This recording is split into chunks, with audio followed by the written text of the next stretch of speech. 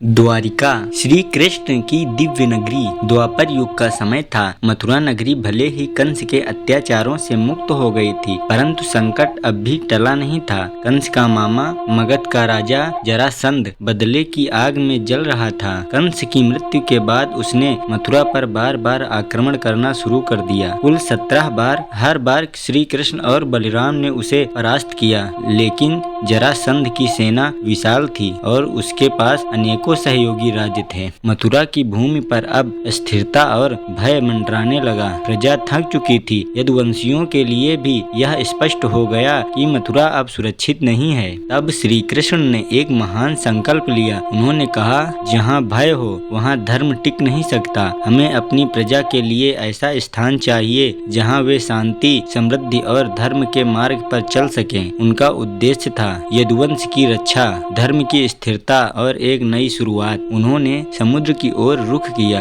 गुजरात के पश्चिमी तट पर पहुँचे श्री कृष्ण। वहाँ उन्होंने ध्यान पूर्वक समुद्र देव का आह्वान किया और कहा, हे समुद्र देव, मैं आपसे प्रार्थना करता हूँ कि मुझे कुछ भूमि प्रदान करें जहाँ मैं एक नगरी बसा सकूं। ऐसी नगरी जो धर्म, नीति और समृद्धि का प्रतीक बने। समुद्र देव प्रसन्न हुए। उन्होंने 12 योजन भूमि, लगभग 96 किलोमीटर क्षेत्र श्री कृष्ण को भेंट की। यह भूमि समुद्र के भीतर थी। विश्वकर्मा, जो देवताओं के शिल्पकार थे, उन्होंने इस भूमि पर एक चमत्कारी नगरी का निर्माण किया। विश्वकर्मा ने जो नगरी बनाई वह केवल सुंदर ही नहीं, अपूर्व थी। वहाँ के महल सोने चांदी से जड़े हुए थे। नगरी की गलियां चौड़ी और सुगंधित थी।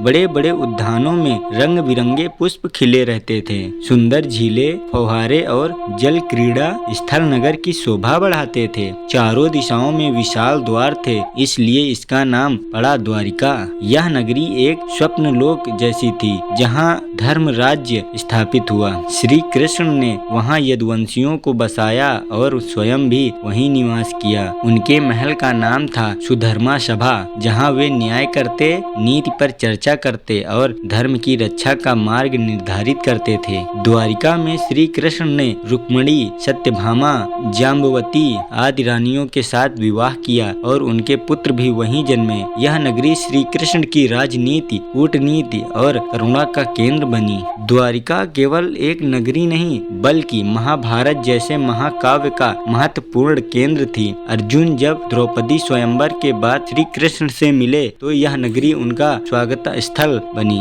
यह श्री कृष्ण ने अर्जुन को कुरुक्षेत्र युद्ध के लिए सहायता देने का वचन दिया। यहीं श्री कृष्ण ने अर्जुन को कुरुक्षेत्र युद्ध के लिए सहायता देने का वचन दिया। श्री कृष्ण के पृथ्वी से विदा लेने के बाद यदुवंश में अंतर कलह प्रारंभ हो गया। प्रभास क्षेत्र में यदुवंशियों का महासंहार हुआ। श्री कृष्ण ने जब देह त्याग दिया तब पृथ्वी पर द्वापर युग का समापन हुआ। कुछ ही समय बाद समुद्र ने वह भूमि पुनः निगल ली। आज भी गुजरात में एक शहर है द्वारिका, जो उसी पौराणिक द्वारिका का प्रतीक माना जाता है। समुद्र के भीतर खोजकर्ताओं को प्राचीन भवनों और संरचनाओं के प्रमाण भी मिले हैं, जो इस कथा की पुष्टि करते हैं। द्वारिका की कहानी केवल एक नगरी की नहीं, बल्कि एक आदर्श शासन, समर्पित नेतृत्व और धर्म के बल पर स्वर्ण युग की है। श्री कृष्ण ने केवल एक नगरी नहीं बसाई, उन्होंने एक जीवन दृष्टि दी, जहाँ न्याय, नीति और करुणा की त्रिवेणी बहती है।